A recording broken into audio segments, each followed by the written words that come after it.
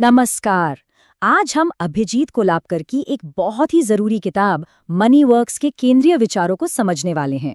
देखिए, ये किताब प्रैक्टिकल फाइनेंशियल नॉलेज पर फोकस करती है, जो हम सबके लिए जरूरी है। चलिए सीधे मुद्दे पर आते हैं। ये सवाल बिल्कुल सही जगह पर चोट करता है ना? जरा सोचिए, स्कूल हमें क्या क्या नहीं सिखाता। अलजेब्रा, केमिस्ट्री, इतिहास, लेकिन पैसा कैसे मैनेज करना है, ये हमें कौन सिखाता है? ये एक ऐसी कमी है जिसे हम में से ज्यादातर लोग अपनी जिंदगी में कभी ना कभी जरूर महसूस करते हैं। और यहीं पर इस किताब का सबसे बड़ा, सबसे पावरफुल आइडिया सामने आता है। बात ये नहीं है कि कोई कितना कमाता है, असली बात तो ये है कि उस कमाए हुए पैसे के साथ वो करता क्या है। असल में दौलत सिर्फ एक मोटी तनख्वाह से नहीं बनती, वो बनती है पैसे को सही ढंग से मैनेज, सेव और इन्वेस्ट करने से। तो सवाल ये है कि ये पूरा सफर शुरू कहाँ से होता है? देखिए, किसी भी बड़ी इमारत की तरह इसकी शुरुआत होती है एक मजबूत नींव से। मतलब, भविष्य के बड़े सपनों के बारे में सोचने से पहले हमें ये पक्का करना होगा कि हमारा आज, हमारा वर्तमान पूरी तरह से सुरक्षित है। इसे आप अपने फाइनेंशियल सेफ्टी का एक 3 लेयर कवच समझ सकते हैं। सबसे पहली लेयर है बजट बनाना, जो बताता है कि पैसा कहाँ जा रहा है। दूसरी, इमरजेंसी फंड, जो अचानक आई मुसीबतों से बचाता है। और तीसरी, इंश्योरेंस, जो हमें बड़े फाइनेंशियल झटकों से बचाता है।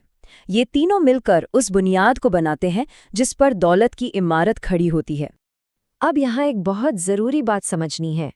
इमरजेंसी फंड, ये सिर्फ कोई बचत नहीं है, ये है मन की शांति, पीस ऑफ माइंड। कम से कम 6 महीने के ज़रूरी खर्चों के बराबर पैसा, जो ऐसी जगह रखा हो जिसे ज़रूरत पड़ने पर तुरंत निकाला जा सके। मान लीजिए कल को नौकरी चली जाए या कोई मेडिकल इमरजेंसी आ जाए, तो ये फंड आपको हिम्मत देता है। ठीक है, तो एक बार जब हमारी नींव मजबूत हो गई, तो अब हम ग्रोथ के इंजन को शुरू करने के बारे में सोच सकते हैं। ये सब इस बारे में है कि पैसा काम कैसे करता है, ताकि हम उसे अपने लिए काम पर लगा सकें। ये स्लाइड एक बहुत ही आसान लेकिन सोच बदलने वाला बदलाव दिखाती है। ज्यादातर लोग क्या करते हैं, इनकम आती है, फिर खर्चे करते हैं और महीने के आखिर में जो बच जाता है उसे बचाने की कोशिश करते हैं। लेकिन दौलत बनाने का तरीका ठीक इसका उल्टा है। इनकम आते ही सबसे पहले बचत और निवेश के लिए पैसा अलग किया जाता है, और फिर जो बचता है उससे खर्चे चलाए जाते हैं। आदत छोटी है, लेकिन इसके नतीजे बहुत बड़े हैं। ये जानना बहुत जरूरी है कि हर कर्ज बुरा नहीं होता। ये स्लाइड इस फर्क को बहुत अच्छे से समझाती है। अच्छा कर्ज वो है जो भविष्य में आपकी संपत्ति या इनकम बढ़ाने में मदद करे, जैसे कि एजुकेशन लोन या घर के लिए लिया गया लोन। दूसरी तरफ बुरा कर्ज वो है जो ऐसी चीजों पर खर्च हो जिनकी कीमत समय के साथ घटती जाती है, जैसे क्रेडिट कार्ड का बकाया बिल या कोई महंगी गाड़ी। ये बस जेब से पैसा खींचता है। और ये हमें ले आता है कंपाउंडिंग की शक्ति तक, जिसे अक्सर दुनिया का 8वां अजूबा भी कहा जाता है। ये वो जादू है जिसमें आपका पैसा आपके लिए और पैसा कमाता है। यहाँ सबसे जरूरी बात मार्केट को टाइम करना नहीं है, बल्कि लगातार निवेश करना और उसे सालों साल बढ़ने का समय देना है। याद रखिए, इसमें निरंतरता ही सब कुछ है। तो अब जब हम बुनियादी बातें समझ गए हैं, सवाल ये उठता है कि इन सब को एक लंबी चौड़ी ठोस रणनीति में कैसे बदला जाए। ये सेक्शन इसी बारे में है, अपने लिए एक साफ सुथरा फाइनेंशियल रास्ता तैयार करना। अपने सारे निवेश को एक टीम की तरह देखिए।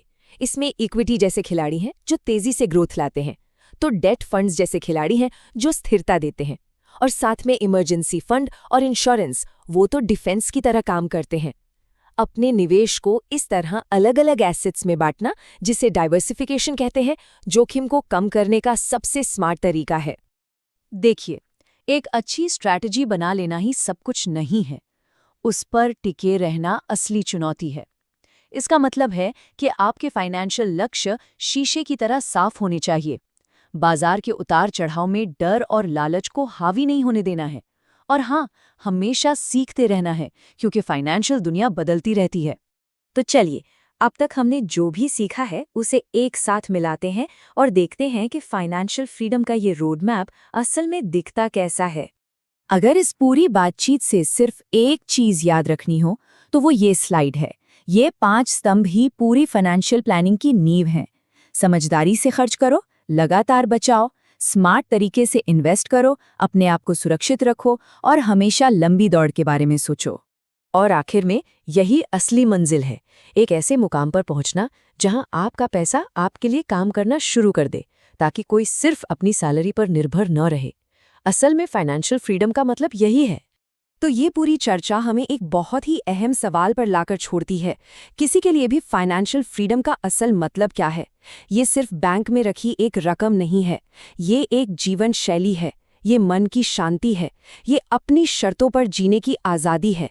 इस पर सोचना ही अपने असली लक्ष्य की ओर पहला कदम है।